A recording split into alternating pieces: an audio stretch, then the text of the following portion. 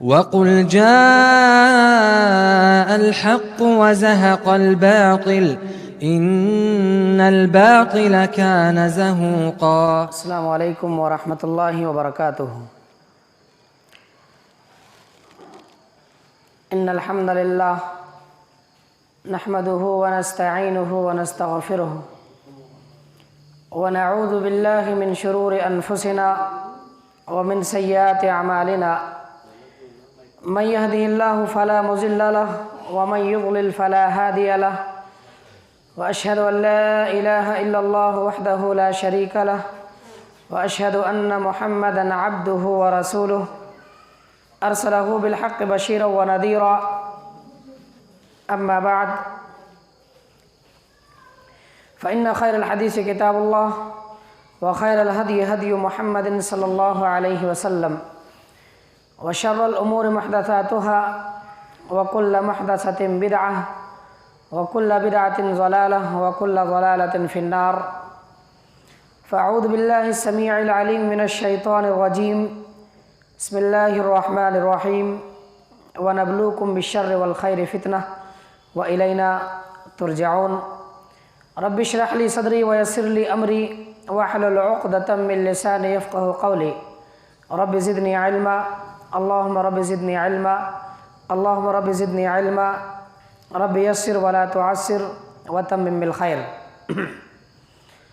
معزز حاضرین، فتنے کے دور میں مسلمانوں کا کردار،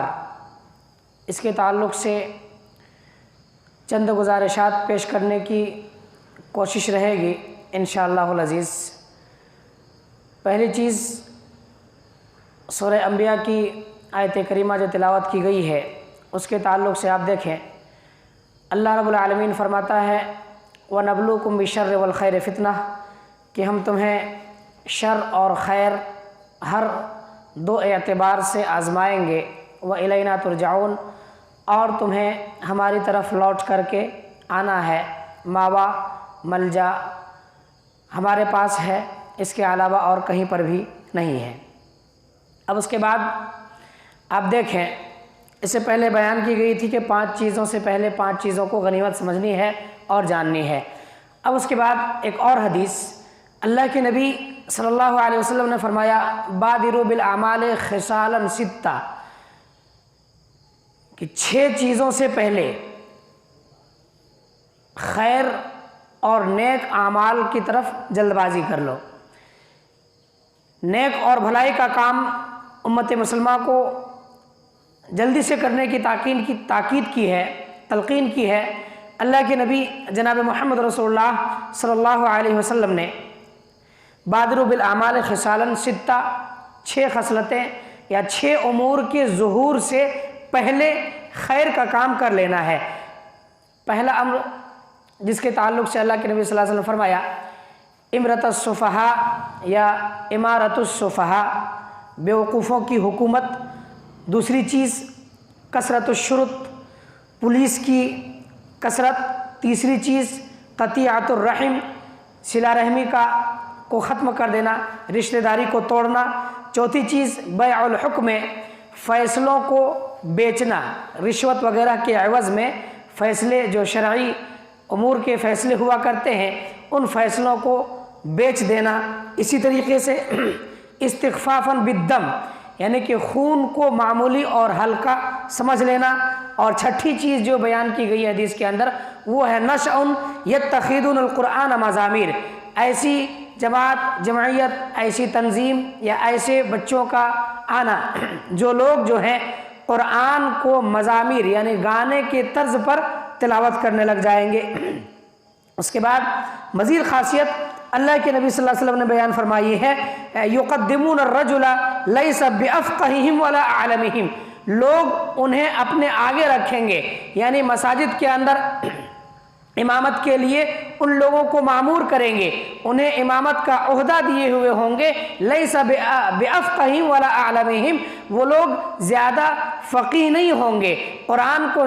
قرآن اور حدیث کی سمجھ ان لوگوں کے پاس نہیں ہوگی، ولا عالمہم، اور نہ ہی ان کے پاس قرآن و سنت کا علم ہوگا، شریعت کا علم نہیں ہوگا۔ مزید اللہ کے نبی صلی اللہ علیہ وسلم فرماتے ہیں یقدمونہ ما یقدمونہ الا لیغنیہ، وہ لوگ ایسے بچوں کو صرف اور صرف اس وجہ سے آگے بڑھائیں گے، امامت کی ذمہ داری سونپے ہوئے ہوں گے کہ وہ بچے جو ہیں بہترین انداز میں، یعنی کہ گانے کے طرز میں قرآن کی تلاوت کرنے کے حامل ہوں گے۔ چنانچہ جب آپ دیکھیں گے، دور حاضر کا جائزہ لیں گے تو آپ کے سامنے یہ بات واضح طور پر آ جائے گی کہ دور حاضر جو ہے وہ ان تمام چیزوں کا دور ہے، یعنی کہ بیوقوف حکمراں دور حاضر کے مختلف کنٹریز کے اندر نافذ ہیں۔ اور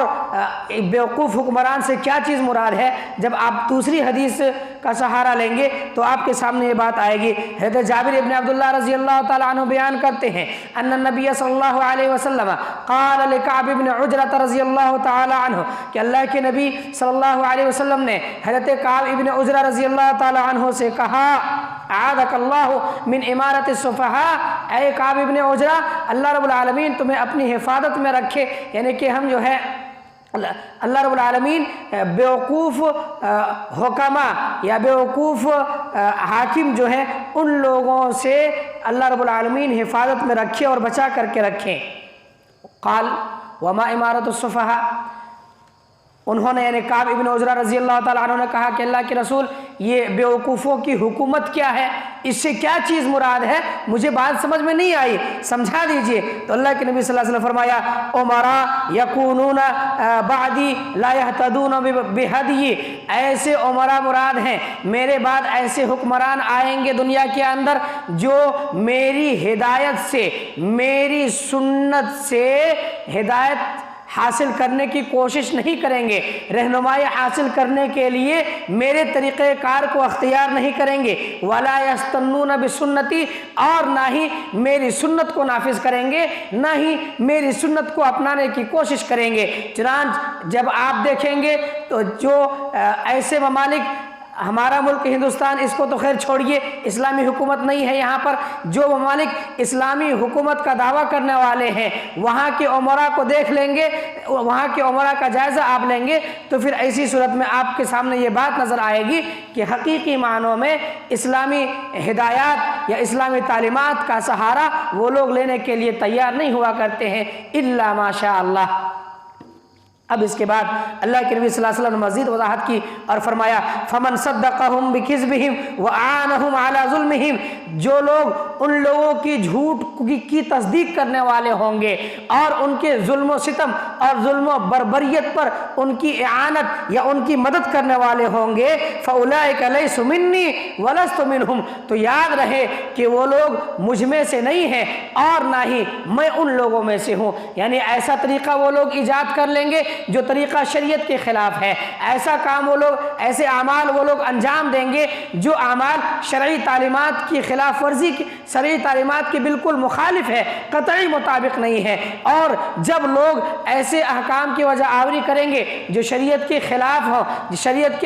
کی سراسر مخالفت ہو رہی ہو، تو پھر ایسی صورت میں وہ لوگ میری سنت اور میرے طریقہ کار سے بیزار ہیں اور میں بھی ان لوگوں سے بری ہوں۔ مزید اللہ کے نبی صلی اللہ علیہ وسلم فرماتے ہیں وَلَا يَرِدُونَ عَلَى حَوْضِي، اور وہ لوگ میرے حوض پر نہیں آئیں گے۔ اس کے بعد اللہ کے نبی صلی اللہ علیہ وسلم فرماتے ہیں وَمَن لَمْ يُصَدِّقْهُمْ بِكِذْبِهِمْ وَلَمْ يُعِنْهُمْ عَلَى ظُلْمِهِمْ، جو ان لوگوں کی تصدیق کرنے والے نہیں ہوں گے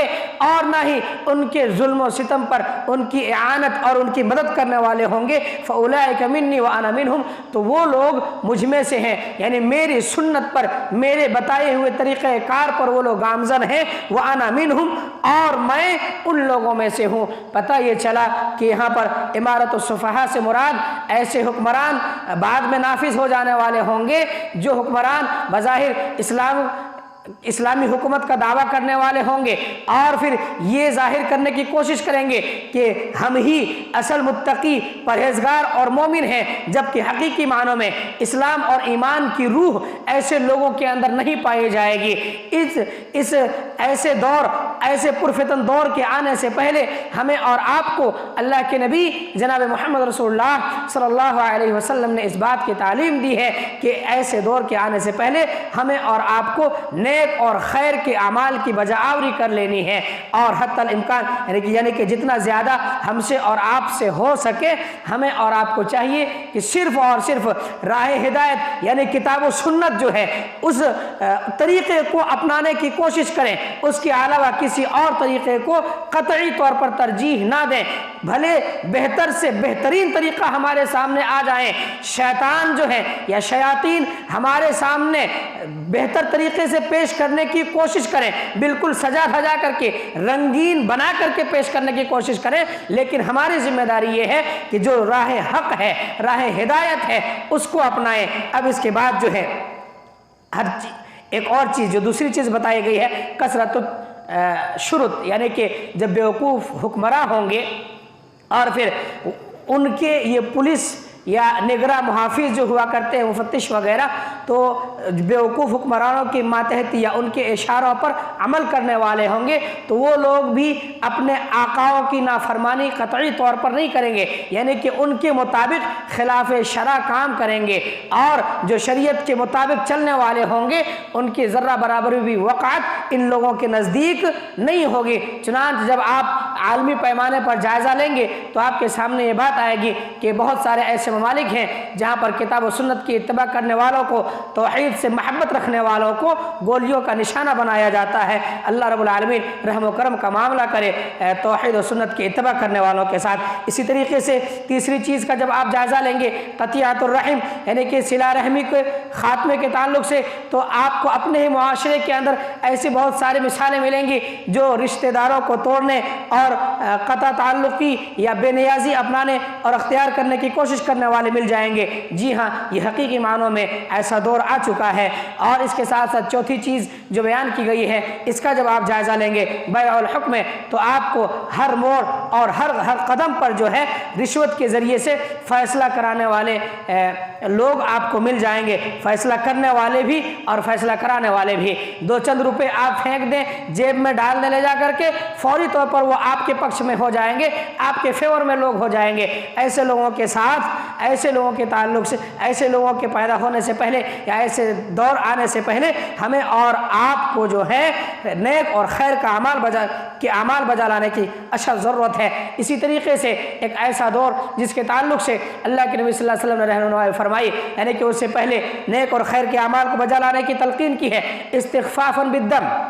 خون، یعنی لوگوں کی جان کی ذرہ برابر بھی قیمت نہیں رہ جائے گی۔ آپ جائزہ لے لیں دور حاضر کا کہ کس طریقے سے لوگوں کو انسانیت کے خاتمے کی کوشش کی جا رہی ہے اور لوگوں کو بے دریغ قتل کیا جا رہا ہے۔ خون کی قدر و قیمت کیا ہوا کرتی ہے، اس چیز سے انسانیت بے خبر ہے، انسانیت بے پرواہ ہے، اور ذرہ برابر بھی اس تعلق سے فکر کرنے کے لیے تیار نہیں ہے۔ اس کا محاسبہ کل قیامت کے دن ہونا ہے۔ اللہ رب العالمین کے سامنے جب حاضری ہونی ہے تو پھر ایسی صورت میں اللہ رب العالمین کے سامنے جواب دہ ہونا ہے۔ اس تعلق سے ذرہ برابر فکر کرنے کی لوگوں کو ضرورت نہیں ہے، بس جو سامنے آتا گیا، چاہے بچہ ہو، چاہے بوڑھا ہو، چاہے عورت ہو، چاہے مومن ہو، چاہے کافر ہو، سارے کے سارے لوگوں کو ایک ساتھ جو ہے نشانہ بنانے کے در پہ ہیں۔ اور پھر آخری چیز جو اس حدیث کے اندر بیان کی گئی ہے، اس کے تعلق سے جب آپ دیکھیں گے اور اپنے معاشرے کا جائزہ لیں گے تو آپ کے سامنے یہ بات آئے گی کہ بہت سارے ایسی مسجدیں آپ کو مل جائیں گی اپنے ہی معاشرے کے اندر، اپنے ہی قصبے کے اندر، اپنے شہر کے اندر بہت سی ایسی مسجدیں آپ کو مل جائیں گی کہ جہاں پر لوگ امامت کے لیے صرف حافظ قرآن کو مامور کیے ہوئے ہوں گے، اور وہ لوگ کتاب و سنت کے علم سے بالکل بھی عاری ہوں گے۔ کیوں؟ محض ان کی تلاوت، یعنی ان کی آواز بالکل سریلی ہوگی، ایسی خوشکن آواز ہوگی کہ وہ ان کی آواز سے لوگ جو ہے مسحور ہو جاتے ہوں گے اور سحر زدہ آواز میں وہ لوگ کلام مقدس کی تلاوت کر دے ہوں گے گانے کے طرز پر، بہتر سے بہترین آواز میں۔ اللہ کے نبی جناب محمد رسول اللہ صلی اللہ علیہ وسلم نے کلام مقدس کی تلاوت کرنے کے لیے کہا ہے، لیکن اس کا یہ مطلب نہیں ہے کہ ہر اس شخص کو آگے بڑھا دیا جائے امامت کے لیے جس کے پاس قرآن اور حدیث کا علم نہ ہو، شریعت کا علم نہ ہو، بلکہ صرف قرآن جو ہے حفظ کر لیا ہو، قرآن یاد کر لیا ہو۔ اس کے ساتھ ساتھ ضروری ہے کہ اس کے معانی، مفاہیم وغیرہ اس کے پاس ہوں، اور قرآن کے معانی، مفاہیم، تراجم اور تفاسیر جو ہیں یا علوم الحدیث جو ہیں، ان تمام چیزوں کے تعلق سے تدبر و تفکر سے کام لینے والا ہو اور علم رکھنے والا ہو۔ ایسے اشخاص کو آگے بڑھانے کی ضرورت ہے۔ معلوم ہونا چاہیے کہ جب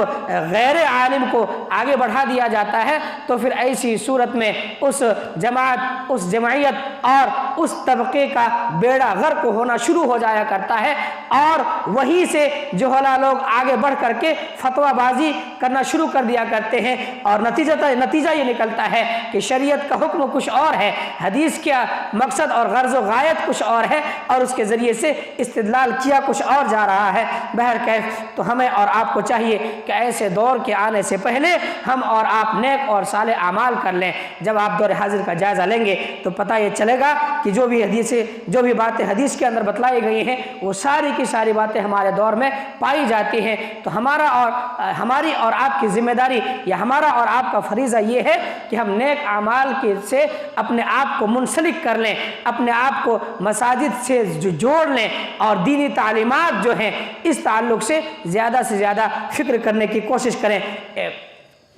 پھر انشاءاللہ العزیز ہم اور آپ فتنوں سے ضرور محفوظ رہیں گے۔ اس کے ساتھ ساتھ ایک اگلی چیز یا اگلا عمل، ایک اور عمل جس کو اپنا کر کے، جس کو اختیار کر کے ہم اور آپ فتنوں سے محفوظ رہ سکتے ہیں، وہ ہے اللہ رب العالمین کا تقوی اختیار کرنا۔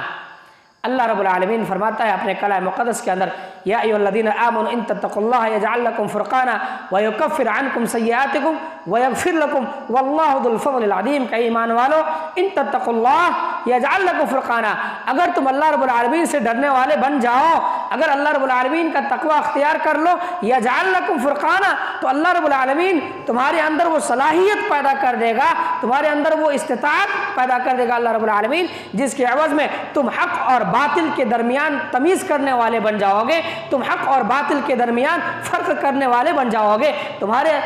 اندر اللہ رب العالمین وہ صلاحیت پیدا کر دے گا کہ تم حق اور باطل کے درمیان فرق کر سکو، اور فتنے کی چیز اور غیر فتنے کی چیز جو ہے ان کے درمیان جب تم تمیز کرنے والے بن جاؤ گے، جب تم باتمیز ہو جاؤ گے، تو پھر ایسی صورت میں تم فتنوں سے ضرور محفوظ رہو گے۔ اور ایسا تب ہوگا جب تم اللہ رب العالمین کا تقوی اختیار کرو گے، اور صرف حق اور باطل کے درمیان تفریق کی تمیز عطا نہیں کرے گا، بلکہ اس کے ساتھ ساتھ وَيَغْفِرْ لَكُمْ ذُنُوبَكُمْ، اللہ رب العالمین وَيُكَفِّرْ عَنْكُمْ سَيِّئَاتِكُمْ، اللہ رب العالمین تمہارے گناہوں کی بخشش کرے گا،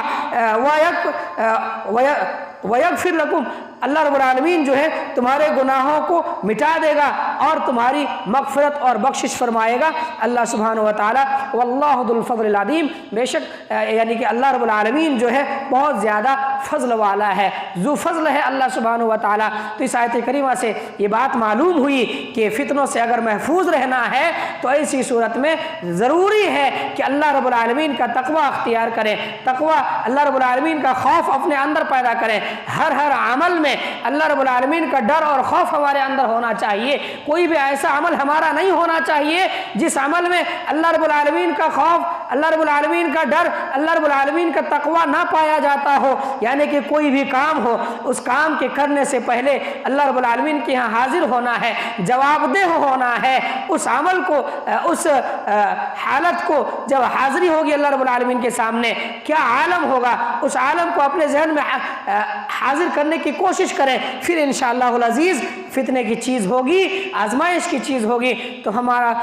ہماری اور آپ کی حفاظت ہوگی اس عمل سے۔ اور پھر اس کے بعد اللہ رب العالمین نے دوسری آیت کریمہ کے اندر فرمایا وَمَن يَتَّقِ اللَّهَ يَجْعَل لَّهُ مَخْرَجًا وَيَرْزُقْهُ مِنْ حَيْثُ لَا يَحْتَسِبُ، کہ اللہ رب العالمین جو ہے جس سے جو ڈرنے والے ہیں، اللہ رب العالمین کا تقوی اختیار کرنے والے جو لوگ ہیں، ایسے لوگوں کے لیے اللہ رب العالمین نجات کا راستہ تیار کر دیتا ہے۔ وَيَرْزُقْهُ مِنْ حَيْثُ لَا يَحْتَسِبُ، اور ایسی جگہ سے اللہ سبحانہ و تعالیٰ ایسے بندوں کو رزق عطا کرتا ہے جس کے بارے میں گمان بھی نہیں کیا جا سکتا ہے۔ من حیث لا یحتسب، سوچ بھی نہیں سکتے کہ کہاں سے اللہ رب العالمین رزق دے رہا ہے، مگر شرط یہ ہے میرے بھائیوں کہ اللہ رب العالمین کا ڈر اور خوف اپنے اندر پیدا کریں، اللہ رب العالمین کا تقوی پیدا کرنے کی کوشش کریں، پھر انشاءاللہ العزیز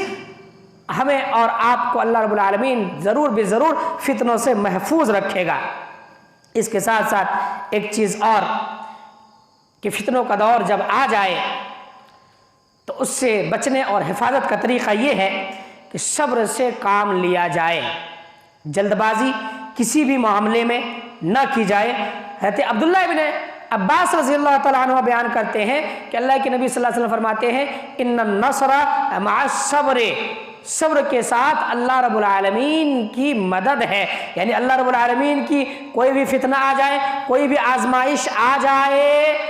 ایمان جانے کا خطرہ ہو، جان جانے کا خطرہ ہو، مال جانے کا خطرہ ہو، اولاد جانے کا خطرہ ہو، غرض ہے کہ کسی بھی ناحیے سے وہ آزمائش ہو آپ کے لیے، اگر آپ اس میں صبر کا مظاہرہ کریں گے تو اللہ رب العالمین کی نصرت، اللہ رب العالمین کی تائید اور اللہ رب العالمین کی مدد ضرور بھی ضرور شامل حال رہے گی۔ وَأَنَّ الْفَرَجَ مَعَ الْكَرْبِ، اور پھر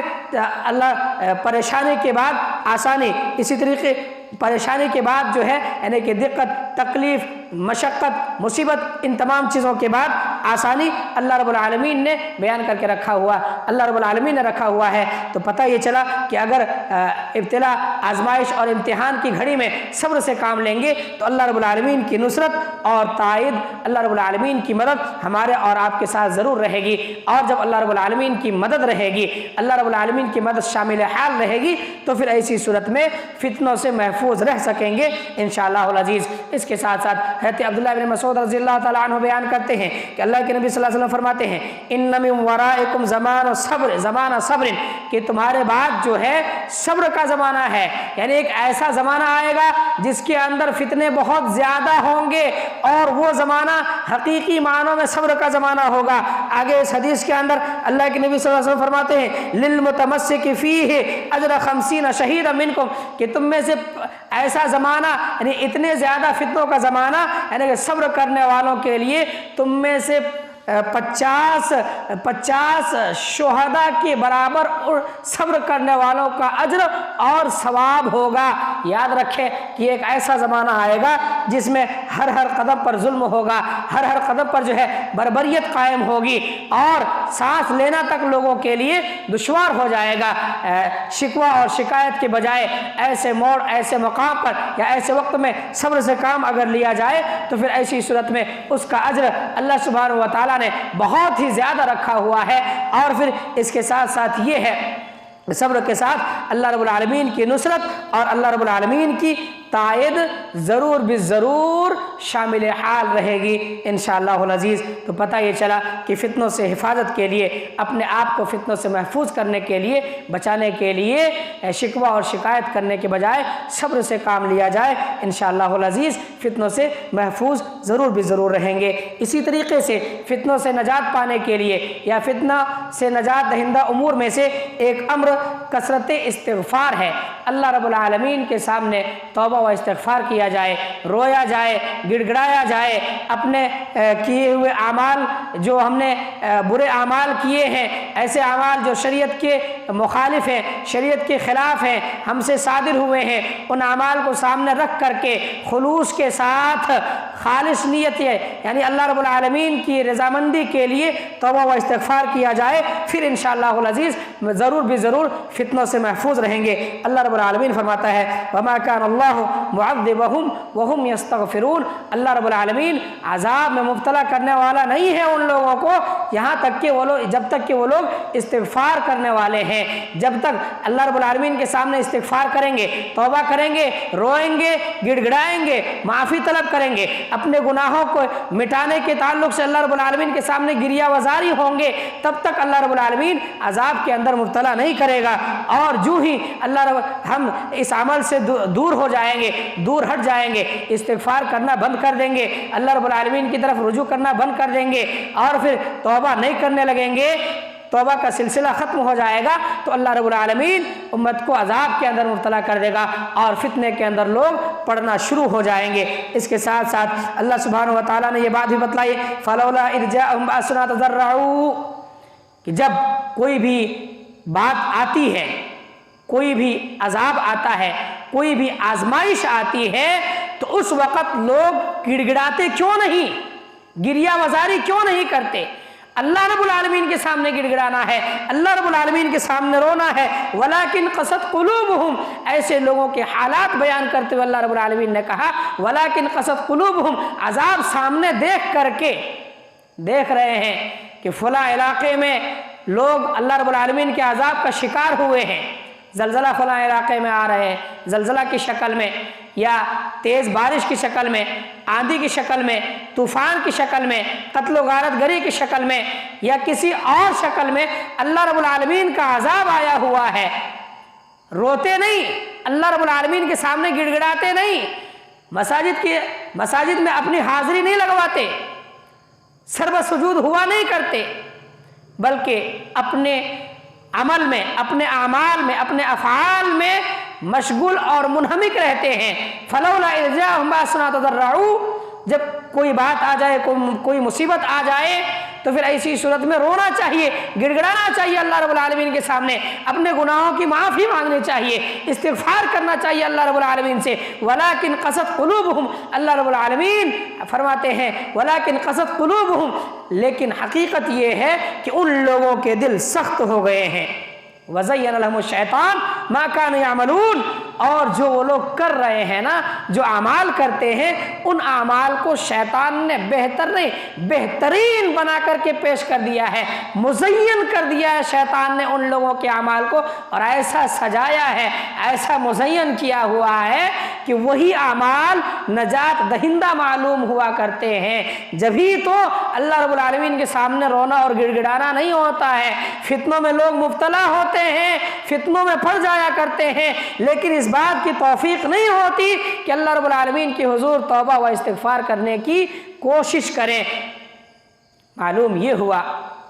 کہ فتنوں کے دور میں ہمیں اور آپ کو ہی نہیں بلکہ پوری امت مسلمہ اور امت محمدیہ کو چاہیے کہ اللہ رب العالمین کے سامنے سر بسجود ہوں، اللہ رب العالمین کے سامنے ماتھا ٹیکنے کی کوشش کریں، اپنے دعاؤں میں گریہ وزاری کریں اور روئیں گڑ گڑائیں، توبہ و استغفار کریں، اپنے ایک ایک گناہ کو یاد کر کے اللہ رب العالمین سے معافی مانگنے کی کوشش کریں، پھر انشاءاللہ العزیز ہر طرح کے فتنوں سے ضرور بھی ضرور محفوظ رہیں گے۔ میرے بھائیوں، یہ چند نکات جو ہے فتنوں سے حفاظت کے لیے یا فتنوں سے محفوظ رہنے کے لیے آپ حضرات کے سامنے بیان کیے گئے ہیں۔ اس کے علاوہ اور بھی بہت سارے اعمال ہیں یا نکات ہیں۔ شرط یہ ہے یا ضرورت اس بات کی ہے کہ فتنوں کے دور میں ہمارا اور آپ کا گزر بسر ہو رہا ہے، تو ہمیں اور آپ کو چاہیے کہ ہم اور آپ جو بھی طریقے یا جو بھی نجات دہندہ امور جو ہے فتنوں سے شریعت نے بتلائے ہیں، قرآن اور سنت کے اندر بتلائے گئے ہیں، ان امور کو اپنانے کی کوشش کریں، پھر انشاءاللہ العزیز ضرور بھی ضرور محفوظ رہیں گے۔ اللہ سبحانہ و تعالیٰ سے دعا گو ہوں کہ پروردگار عالم حقیقی معنوں میں ہم تمام لوگوں کو فتنوں سے محفوظ رہنے کی توفیق عطا فرما۔ پروردگار عالم ہمیں فتنوں کے دور میں صبر، استغفار اور تقوی اپنانے اور اختیار کرنے کی توفیق عطا فرما۔ الہ العالمین ہمیں سے جو پریشان حال ہیں ان کی پریشانیوں کو دور فرما، اور جو بیمار ہیں انہیں شفاء کلیہ عاجلہ عطا فرما۔ آمین۔ اقول قولی ھذا استغفر اللہ لی ولکم ولسائر المسلمین واستغفروہ انہ هو الغفور الرحیم، وآخر دعوانا ان الحمد للہ رب العالمین۔ السلام علیکم ورحمۃ اللہ وبرکاتہ۔